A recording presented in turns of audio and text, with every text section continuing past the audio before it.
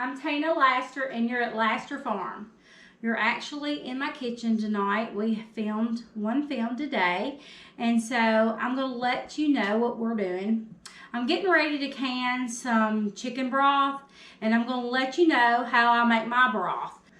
I'm not worried about grounding it down really powdery, because I'm going to probably end up straining most of this out anyway to just pure liquid.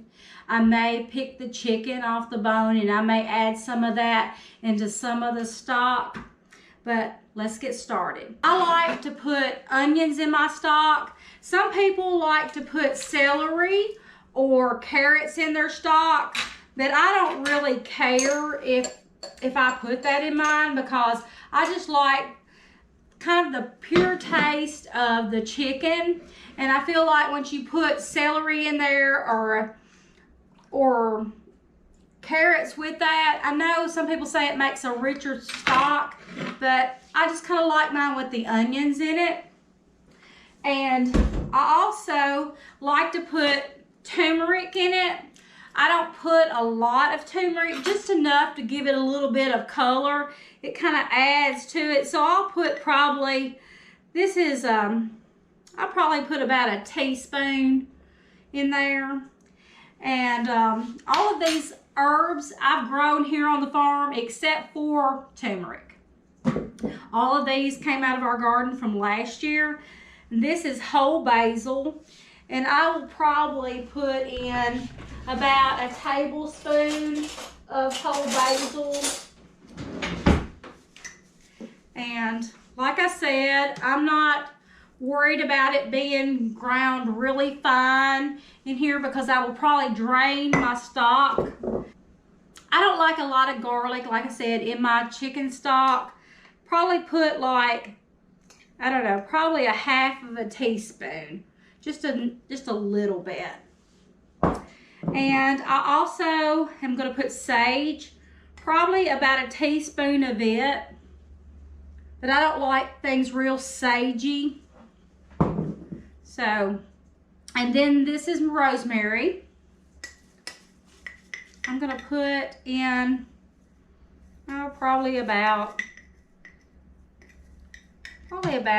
a teaspoon of rosemary. So these are my spices. You can just about put anything in there. Now these are black peppercorns, but I'm just going to ground some up in here, because to me, you know, the more pepper, the better. My husband likes his real spicy with pepper. And the kids, they don't complain about it, because it's really not that strong. And then I'm going to put salt. Sometimes I use the Redmond's real salt, but if I know I'm going to can it up, I'll just go ahead and just put the canning salt in there. And I'm just going to put probably about, I'm not going to make it over salty, that way I can salt it when it comes back out. So I think I'm going to put about a teaspoon of well, I tell you what, I think I'm going to put about a tablespoon. Put a big tablespoon, because that way we know that it's got some salt in there.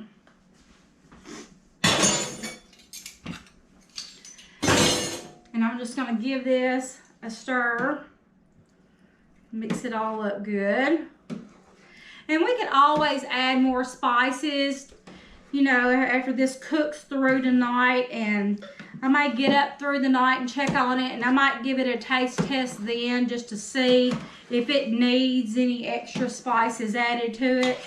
But we're going to start out with what I've got for right now. And so I usually try to can up a couple of batches of chicken stock a year, because I just like it in the winter time just to get some chicken broth out. And it's really good if you have, you know, if you're wanting to add good gut bacteria to your stomach by drinking chicken broth. It really helps. And so I just really think it's a good thing to have around the farm. And you can add it to so many things. You can add it to a lot of dishes. So those spices are kind of getting to me.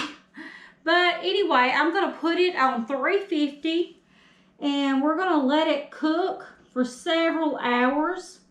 So we're putting it on 350 and we will check back on it in the morning, and then tomorrow we'll can it all up in our digital canner, because I have a glass stovetop, and so you can't can with a pressure canner on this glass, unfortunately, because I would rather can with a regular canner. But since my husband bought me the digital, I have just loved it because it does everything. It steams your jars, and then you take them out, you fill them, and then you put them back in and turn the canner on and just forget it. It's so simple. And anyway, we'll catch back in the morning and we'll see how it turned out. Good. Okay, we're back and it's the next day. This cooked to about midnight last night, so I want to say from 7 until midnight. It cooked at 350, and then I turned it down to 200 and I let it cook until about 6 this morning, so everything should just fall off the bone. But the water level had only went down about 1 inch, but it has cooked, and it's a good it should be a good stout broth. I did come back and add more seasoning to it last night because it was not salty enough, so I added 2 more tablespoons of salt, and I added another tablespoon of garlic powder, and then I added some the celery seeds in there, and then I added a little bit more of sage, probably about a tablespoon or maybe 2 tablespoons of sage.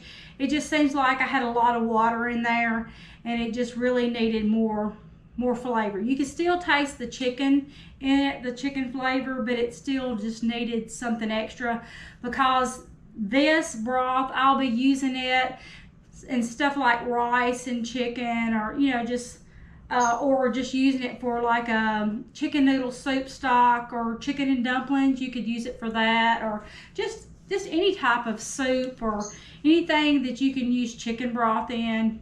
You can use this chicken broth stock. I didn't add carrots, and like I said, I didn't add celery, but I did put some celery seed in. Okay, we're going to use my digital canner, and I just go by the digital book. It's the Presto brand, and for chicken stock, it only says that you only have to pressure can it for 20 minutes. If it's a pint jar or if it's a quart jar, you go 25. Now, I've always had my ball book to rely on for for canning and making it, safe to eat, going by their standards. But for this and this canner, I just usually basically just go by this little book that came with the pressure canner. And so it's very simple to use this pressure canner. So when you turn it on, you want to make sure that your water is filled up about, there's a line inside of the pot that lets you know the water level. So just put your water in there, your cold water, up to that line. And then every pressure canner comes with one of these to go into the bottom. So put it in, and that just keeps your jars from breaking and getting too hot on the bottom. It just keeps them above the heat. And on this canner, when you turn it on one side it says for pressure canning, and then the other side it has a light that says water bath canning. So make sure that you get it on the setting that says pressure canning when you deal with any type of meat. So we're going to put our jars in and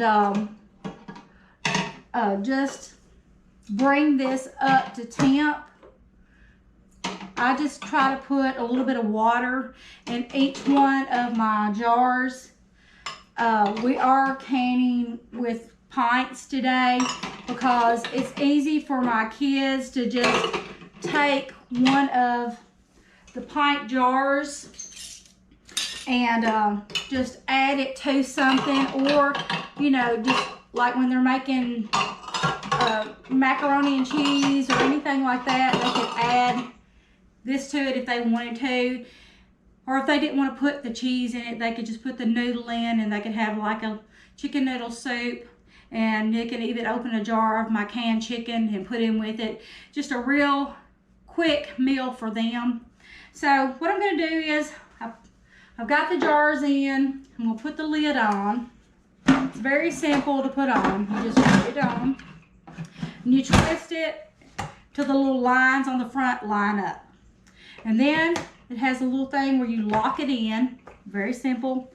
And then you go over here and you push the start button. And you have a knob. You turn it to the temperature, the time, the setting time that you need. So we're putting it for 20 minutes. So we roll it to 20 minutes. And then we just push the start again. And that says to insert the jars, okay? We inserted the jars already. So I'm gonna push it again to let it know the jars are in. And now it's going through a warm-up stage. And so it'll warm up, and then after it warms up, it'll say fill jars. So when it warms up, we'll take the top back off, pour the water out of our jars, and bring it over to this space and start filling our jars with the hot liquid. It has to be hot liquid because you're heating the jars up, and it's hot in the very bottom. And it's also, you know, it could break your jars if you put cold stock into a hot jar. And so we've got everything I think we need to can. I do put my lids, my flats, into a pan of boiling water. I don't let it boil very long. I just let it come to a boil, then I turn them off.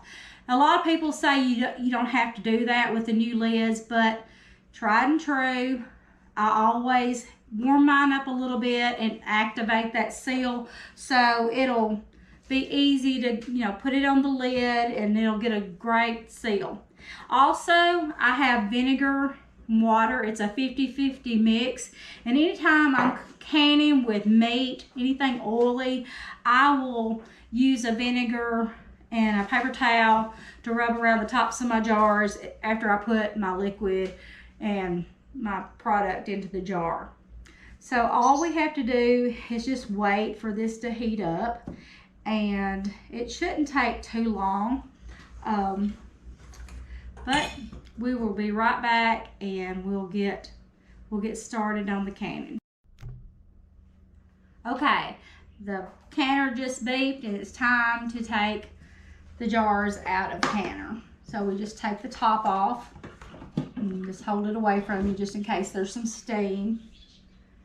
And you just take the jars and pour the water out.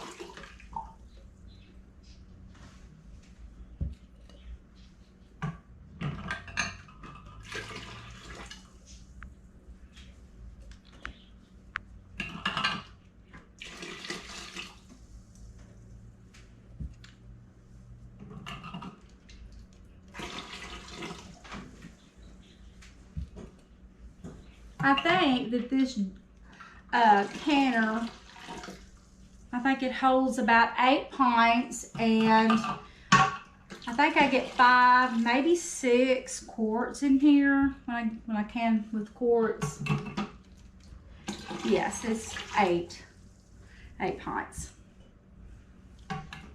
So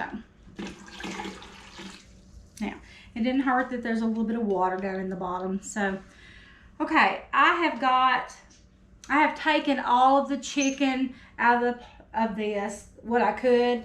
And so we have a big bowl of chicken. And what I'll do is I'll debone that and then I'll can that up. And so there'll probably be a little bit of this stock left over that I can pour in with that. And since it's already cooked, and then I can just top it off with water and it'll make more broth in that. But I do have this little strainer that I'm going to put on top of this. So I'm gonna start filling the jars, and I'll just, because I do have, you know, some bigger herbs in there and some big pieces of onion. And if I cook anything for my family, you know, some of them don't like onions, especially Taylor, one of my older sons. He's not a fan, I don't think, of onions, even though I know he can't taste them. But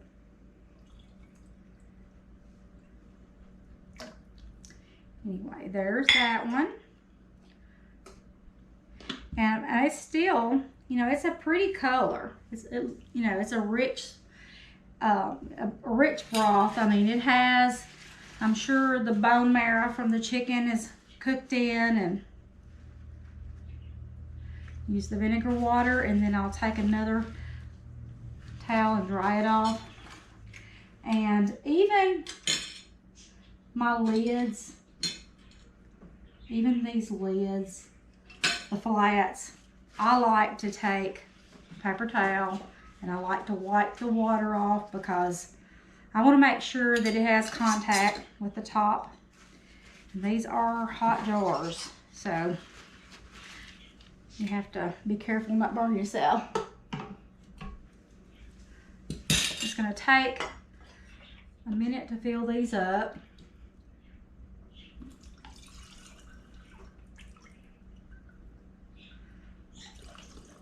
I would have had these canned up and done a little bit earlier today, but our daughter Millie had an orthodontist appointment, so we're just now getting back to it. Okay.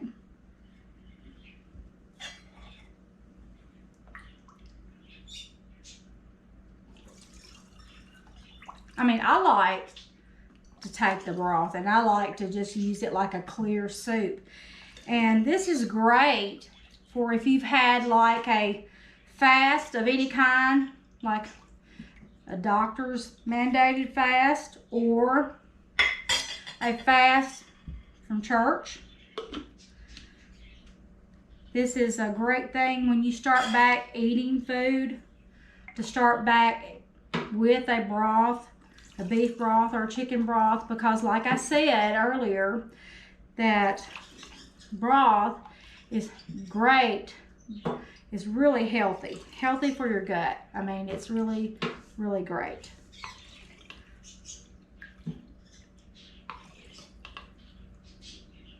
So I like to leave my meat in my jars and my broths. I like to, you know, leave about an inch headspace in the top of my jars.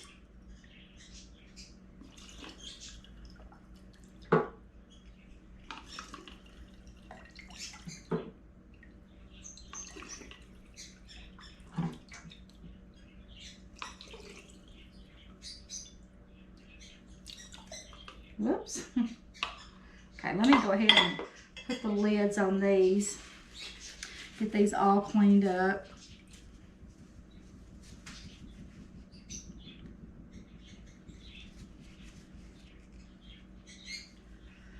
I think we're going to have quite a few jars.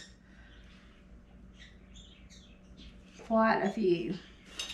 Because that pan is still halfway full of stock. And that's great, because we were running low. I'll have to give you a pantry tour and let you see what I have left over from last year. And it's running kind of low in there. on everything. Now I do have store-bought canned goods and pastas and spices and condiments. You know, we don't live completely off the land, but I like to live off the land as much as possible. And every year it seems like I try to add something to that, you know, something to the property, to like with our chickens and with our One year we raised a cow, but we didn't process him. But raising cows and bottle feeding calves, that is a big job. And I mean, we loved it, but we named one of our calves Moses, and he was a little bull that we had gotten, and we bottle fed him, and my thoughts were I was going to keep him to breed to a female and have, you know, Jersey calves on the farm. But that just didn't work out because he was so playful and he got so big. I was afraid he was going to hurt one of the kids or even me, because he loved us and he would just run up behind us and he would nudge us and try to go between our legs, and here he was, you know, his back was this tall, and he was only 4 months old or 5 or 6 months old. And we you know, found him a new home, and that's when I got the donkey. That's when I got Festus, our male donkey. And we have processed chickens, but we didn't process any last year. It was the year before was our last year that we processed, because our freezer is still full of chicken, and we just don't need any more right now. Now next year, I'm sure we will, but the chicken that I have in the freezer, this is some of it, and I have tried to start canning some of it up because it's just real convenient, especially on a Sunday afternoon after church, to grab a jar of chicken and just fry up some rice and fix you some, you know, chicken and rice. That's great.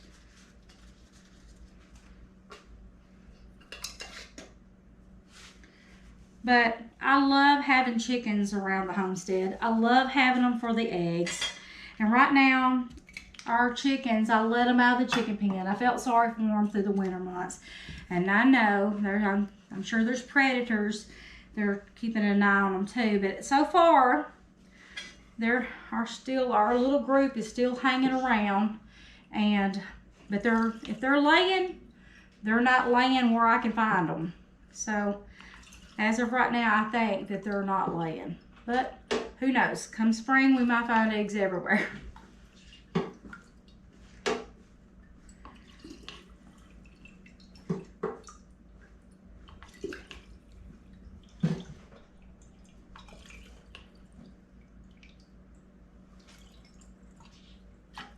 But I love to can. I just love how our ancestors processed their own food and canned and processed their own meat. I just always said that I was born in the wrong time. But I know that's not true, because the Bible says that God has us here for such a time as this. So I know that every season has its own time, and we're in that season. And I thank the Lord for what I do know and the things that I have picked up along the way. I believe that, you know, the things that I do know, I know that they're a gift from God, and I give him all the, you know, credit, all the glory, because, you know, my mother canned and my grandmother canned and my great-grandmother, but they really didn't sit down and show their children, you know, what to do or how to pass this on. Because when I was younger, it's like the children need to be out of the kitchen. You don't want them running around your feet. So, okay. These are ready now. They're back in the canner. I'm going to close it back up and just push the start button, and the 20 minutes, it'll bring it back up to heat, and then it'll show the 20 minutes on the front of the screen, and it will start counting down, and then it'll have a cool down time. So we'll be back in just a second, and we're just started beeping, and it says done on the canner. I didn't tell you all ago, but you know, every canner has a pressure gauge on top. Well, this pressure gauge just has a little mark where it shows you where to put it. You don't have to mess with the setting the pressure or anything, you know, like 10 pounds of pressure or like you do on a regular canner. This automatically does that for you. And beside this green locking mechanism, there is a little peg, it will pop up when it's under pressure, and it locks it into place, and it will not let you open this until the pressure is out of the canner. So that's a really good feature that this has. And then when this starts counting down, it will go through a canning cycle, and then it will start your 20 minutes and counts it down, and then it will go through a cool down, and then it'll also start a 20-minute cool down cycle, and then that's when your pressure will escape out of your canner through this little hole that's over here with a little peg that pops up. And when the pressure is out of the canner, it will go back down, and it will count that feature down, and it says done, and you're done. This digital canner is really like a Instapot. So if you are familiar with an Instapot, then you can use this canner. It's very simple, as long as you just do exactly what it says on the front of it. And when it starts beeping, all you have to do is push the play button, and it'll go to the next step. So it's very, very easy to use, and I'm really impressed with it. This is my second year to use this canner, and I got it about this time last year, and I just absolutely love it. And you know, a lot of people are really scared of using a pressure canner because, you know, you've heard about them blowing up everywhere. I remember when I was a little girl, my mom was canning tomato juice, and it blew all over the ceiling. So I've always been kind of scared of them. So I'm really glad my husband bought me this one, because I have really loved it. And well, it says it's done. So let's just open it up. I like to give it a few minutes, even after it says it's done, to make sure that, you know. And then you just open the top and open it away from you to let the steam, or it won't fog your glasses up. And then I ended up plugging the roaster back up, because I'm going to end up canning another batch, and I want to make sure that that is hot when I get ready to put the next batch in. Okay. I just kind of tilt the water off the top of them, and then I just set them where they won't touch each other. And they're already popping as soon as they come out. Sometimes, I guess, when it is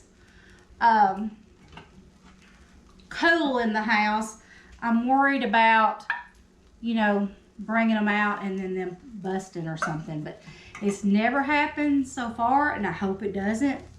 But you can still see, you know, when I tilt them sideways, you know, the air pressure in the can, they're still boiling. They're still hot and boiling in the, you can see some of it, it's still boiling in there. But it'll cool down, and the lids will pop and seal. Let me make sure I got, okay. I think I just put 7 in there. It will fit 8, but sometimes I'm scared if they're touching or clanging, because that thing will really start broiling. I mean, the water will really start broiling in that cooker. So I wanted to make sure that, you know, they didn't anything break clanging together or anything. But now, after this says done, I just push the, you know, hold it in, the black button in the center. Okay, you don't have to do that, but I do. And then you push the little X on the side, and that lets you know it's done. And then it'll go back to pressure canner, or you can push the knob and it'll go to water bath can. And so we're going to pressure can, so we're going to leave it on pressure can. And we're going to load some more jars back in.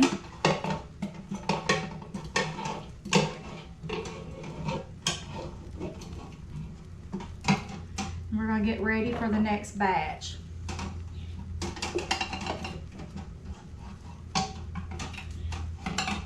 And this water is boiling hot, so that's one reason why I wanted to heat that back up and make sure that it's really good and hot. I'm going to have to use this spoon till this one turned on. Okay.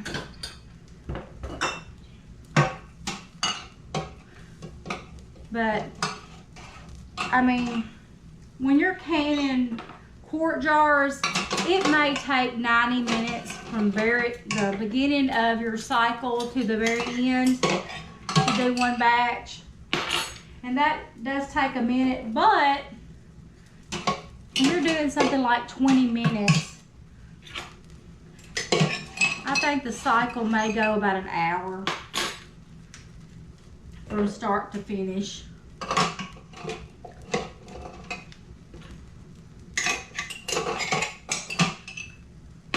But I like to make sure that my cans are good and steamed. Even though I have already washed these cans, these jars, I mean, I still like to put them back through this cycle and steam them. Okay, we're getting ready to do it again. We just put the lid on, lock it in place, and go over and push the start button. It's a play button, looks like a little arrow on the VCR that says play. You turn your little button to 20 minutes and then push your play again to lock your time in, and it says insert jars. So we've got our jars already in, and then we just push start again and it starts warming. That's the warming cycle. And after the warming cycle, it'll go right through it again. Take your jars out. It says fill jars. Take them out, fill your jars. And then you put them back in, can them, go through the canning process, and then you do the cool down again. It's very simple. So I hope this video has helped someone today, and I look forward to doing more canning videos because I love to can. And so thank you for hanging out with me today in my kitchen, and I look forward to seeing all the ones that have subscribed to my channel. Now, I'm so thankful and blessed, and I want you to have a blessed day. So thank you for hanging out with me today. Bye. Till next time.